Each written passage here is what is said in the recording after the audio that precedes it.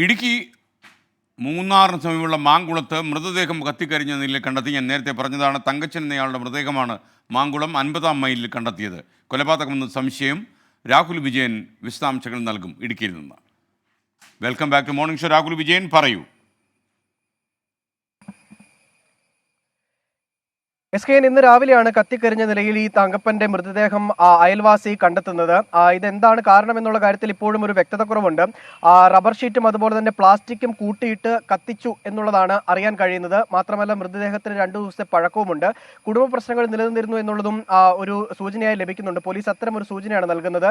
ഇതിൽ പ്രധാനമായും കൊലപാതകമാണെന്ന് സംശയിക്കാൻ കാരണം ഈ കൊലപാതകം അല്ലെങ്കിൽ ഈ മരണപ്പെട്ട് കിടക്കുന്ന രീതി തന്നെയാണ്. റബ്ബർ ഷീറ്റും അതുപോലെ തന്നെ പ്ലാസ്റ്റിക്കും കൂട്ടിയിട്ട് കത്തിച്ചുകൊണ്ടുള്ള ഒരു കൊലപാതകമാകാം ഇതെന്നാണ് മൂന്നാർ പോലീസ് പറയുകയും ചെയ്യുന്നത്. കഴിഞ്ഞ ദിവസം ഈ തങ്കപ്പന്റെ മകൻ ഒരു വിവാഹം കഴിച്ചിരുന്നു. അതുമായി ബന്ധപ്പെട്ടുള്ള വലിയ തർക്കങ്ങൾ ആ വീട്ടിലുണ്ടായിരുന്നു. അതേ തുടർന്നുള്ള എന്തെങ്കിലും സംഭവമാണോ അല്ലെങ്കിൽ അത്തരമൊരു സാഹചര്യത്തിലേക്ക്, ഒരു കൊലപാതകത്തിലേക്ക് പോയതാണോ എന്നുള്ള സംശയം പോലീസിന് ബലമായി തന്നെയുണ്ട്.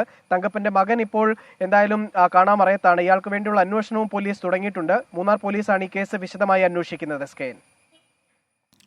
Okay, thank you Rahul Vijayan.